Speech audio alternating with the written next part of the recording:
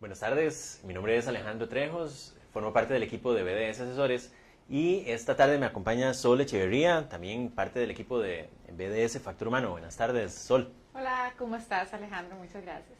Gracias, Sol, por acompañarnos esta tarde y pues bueno, básicamente el tema que queremos compartir con todos ustedes es el resultado de algunos estudios, tanto locales como internacionales, que han señalado un elemento que yo creo que la mayoría de nosotros podemos percibir en la realidad de nuestras empresas, y es la diferencia salarial que existe entre géneros. Es decir, una misma posición desempeñada por un hombre, simplemente por un tema de género, va a asegurarle a ese hombre percibir a nivel internacional en promedio entre un 18% de salario más que si ese puesto fuera desempeñado por una mujer. Sol, ¿qué tenemos que decir al respecto? Me imagino que mucho.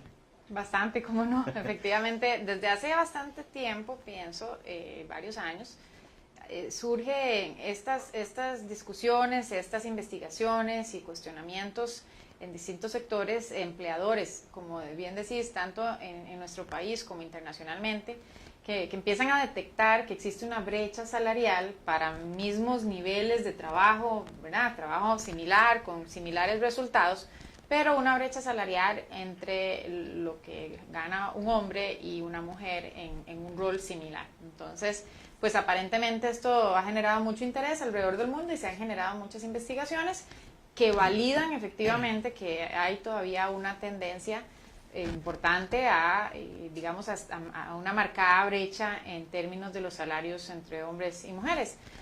Y hay, digamos, se ha dicho bastante al respecto. Hay muchas tendencias a querer explicar la razón de por qué se puede estar dando eso. Y pueden haber múltiples explicaciones, muchas tal vez tienen que ver con patrones culturales, claro. Muy probablemente eso es un factor importante, pero entendamos que es alrededor del mundo. Realmente esto no es necesariamente exclusivo a una sola cultura.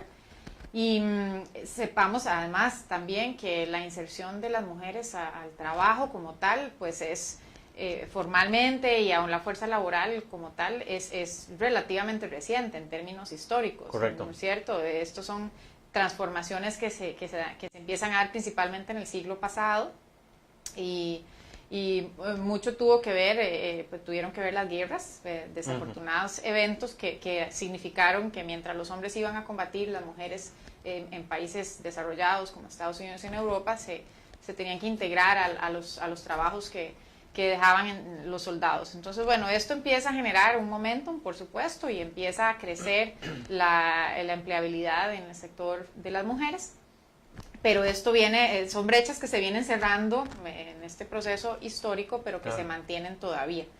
Entonces, factores culturales, a veces también se puede mencionar como alguna de las causas alrededor de este tema, que las mujeres, hay elementos, digamos, de socialización hacia las mujeres, que hacen que quizás tienen menos... menos instinto negociador fuerte. Los hombres son socializados para tener metas muy claras, para ser muy asertivos con respecto a esas metas, negociarlas, claro. ¿Verdad? Con cierta agresividad positiva. Y por el contrario, pues las mujeres tenemos una socialización más tendiente a más la modestia, ¿verdad? Más estos son más conciliación, exactamente, claro. Son rasgos pues más femeninos. Entonces esto puede también representar tal vez obstáculos, digamos, estructurales en cuanto a lo que cada mujer en lo individual hace para negociar un aumento salarial o una condición, exactamente, las condiciones, claro, del salario. De hecho, hace un minuto tocabas un tema que es bien importante para ir tal vez pues ya aterrizando un poco a nuestra realidad nacional, y es que, bueno, mencionabas un comparativo internacional, digamos, ¿verdad? Este no es un problema único de Costa Rica, se comparte pues casi que a nivel global en la mayoría de los países. Y en las últimas 2 semanas pues se han liberado una serie de estudios. Uno de ellos proviene de las Naciones Unidas, que a su vez se alimenta de datos de la OCDE, y en el caso de Costa Rica tenemos uno local del INEC. Para este reporte de Naciones Unidas, bueno, ellos establecen que el promedio internacional, digamos, de esa brecha salarial entre géneros ronda el 21%. Sin embargo, señala, y creo que es un punto importante de resaltar, que en algunos países ese promedio está pues muy por debajo, y ahí es donde se toman datos de OCDE y se menciona que Costa Rica tiene una brecha salarial de menos del 5% cuando hablamos de temas de géneros. Ahí, como hablábamos al inicio, pues esos datos mucho van a reflejar la población, el tipo de empresa que se ha mapeado. Pero bueno, para el caso de Costa Rica, y un poco también en tu experiencia, esos números hacen sentido, hay algo que debemos mejorar, porque tal vez si uno podría, como resultado inicial de esa lectura, ¿verdad?, muy por encimita, decir, no, la verdad que estamos muy bien, entonces es algo que no hay que atacar en nuestro país. Me parece que en general Costa Rica tiene trayectoria y buena reputación en términos de la calidad de datos que genera sobre su población. Entonces yo creo que podemos sentir confianza en los datos que generan las instituciones. Y si los datos efectivamente arrojan que la brecha en nuestro país es menor que quizás en otros lugares, me parece que es un gran logro y que hay que celebrarlo. Claro. Y efectivamente eso pues habla de la conciencia de los empleadores y en los sectores en general, de asegurarse que no hay diferencia necesariamente entre lo que genera el salario de una mujer y de un hombre en un puesto similar. Es importante que sepamos que cuando se hacen estos análisis, lo que se está comparando es papas con papas, ¿verdad? Correcto. Entonces, porque luego si ya ¿verdad? Si son posiciones distintas, con impacto distinto, pues ya desaparece la consideración de género, ahí ya no. La consideración de género habría que analizarla, en el tanto estamos comparando puestos similares, ¿verdad? Sí. Y entonces efectivamente me parece de celebrar y qué bueno para poder seguir cerrando brechas que obstaculicen el crecimiento de las mujeres en la fuerza Claro. laboral. De hecho, bueno, un punto importante acá es que evidentemente este tema de diferencia salarial simplemente en razón del género podría ser considerado como una discriminación, que es un tema que, bueno, para el caso de Costa Rica, recientemente pues, tenemos el tema de la reforma procesal laboral, que implica pues eventuales conflictos para una empresa donde se logre presentar esto, y lo mismo ocurre en Panamá, donde este año pues entró a regir una ley pues que regula también una prohibición contra las prácticas discriminatorias. Continuando un poco el tema, también pues qué podría hacer una empresa, por ejemplo, en nuestra realidad costarricense o en Panamá, hablando de estas que tienen regulación sobre discriminación, para asegurarse de alguna manera que sus prácticas pues bueno, son equitativas respecto al tema de compensación, para que no se tomara en cuenta el género como un aspecto a tomar en consideración cuando se definen esas políticas. Buenísimo, porque es un consejo muy práctico que las empresas pueden tomar en cuenta y no es complicado. Realmente lo que hay que hacer es medir el indicador, es poner visible la meta, el indicador, y asegurarse que en algún lugar de tantos cuadros de indicadores que manejamos, claro, pues haya uno claro, concreto, ¿verdad?, que refleje, bueno, precisamente la brecha salarial entre hombres y mujeres. Eso es realmente fácil de medir. Pues hasta un formato de una hoja de cálculo de las más sencillas, y con solo establecer ese indicador y monitorearlo, así como otros que pueden ser importantes desde otro punto de vista de la fuerza laboral, ya van a poder las empresas ir notando tendencias, ir cerrando brechas, ir entendiendo y si hay alguna tendencia ahí negativa que se pueda revertir. Inclusive hemos tenido algunas experiencias con clientes que se sorprenden cuando establecen el indicador y se sorprenden del resultado, porque no tienen ningún tipo de intención de que eso esté como de esa forma, nunca han hecho ninguna práctica, de verdad. Sabemos que son personas, empleadores, ¿verdad?, empresarios, empresarias muy conscientes, pero se refleja eso. Sí, no ha sido intencional. A pesar de, claro, entonces, ¿qué será? ¿Qué pasa? Entonces, bueno, efectivamente puede ser que aparecen las situaciones de distintos estilos de negociación entre hombres y mujeres, y eso es algo que se da en el marco de dos personas negociando un salario, y tal vez la Oficina de Recursos Humanos o la misma gerencia general no tiene incidencia directa en ese momento, pero se puede entonces establecer prácticas de capacitación en negociación, técnicas modernas de negociación para distintas gerencias, es decir, formar a las personas que están en crecimiento, ya llegando también a capas pues más altas, etcétera, en capacidades, en estrategias y técnicas que existen para hacer una negociación positiva y asertiva, y las mujeres podemos aprender, ¿no?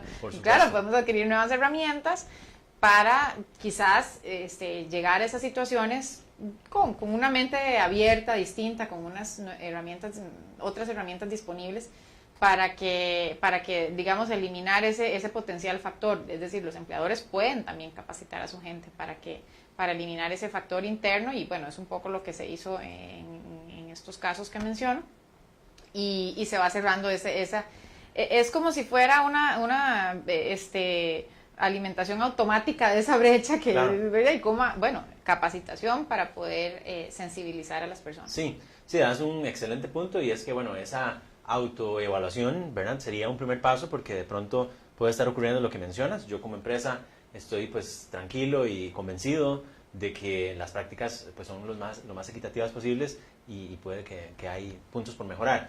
Un último aspecto, Sol, tal vez que quería mencionarte, pues en los últimos meses, casi año, de movimientos que de alguna manera buscan evitar pues diferencias de género en centros de trabajo, por ejemplo, relaciones comerciales, no solo laborales, surge este movimiento del hashtag #MeToo. Y bueno, sin embargo, eso ha escalado a nivel internacional, ¿verdad? Empezó tal vez siendo como algo muy positivo en el trasfondo, en cuanto a que puso sobre la mesa de discusión elementos que fueron callados por años, ¿verdad? Y en las últimas semanas uno puede leer en medios, incluso redes sociales, declaraciones de CEOs de empresas pues muy grandes a nivel global, que manifiestan una preocupación por contratar personal femenino, y menos aún tal vez ir y desayunar con una colega, una compañera de trabajo, por el hecho de que pueda verse esa persona, pues hombre, varón, expuesta a un tema, digamos, de un malentendido que lo termine afectando por el hashtag #MeToo. Ahora, si hay alguna empresa con ese tipo de temor, pues ¿cómo se maneja? Digamos, entendemos y por supuesto apoyamos el hecho de que cuando se presenta algún problema, algún conflicto, pues deba denunciarse, pero el impacto tan fuerte que ha tenido a nivel internacional, pues yo creo que terminó asustando o preocupando a más de una organización.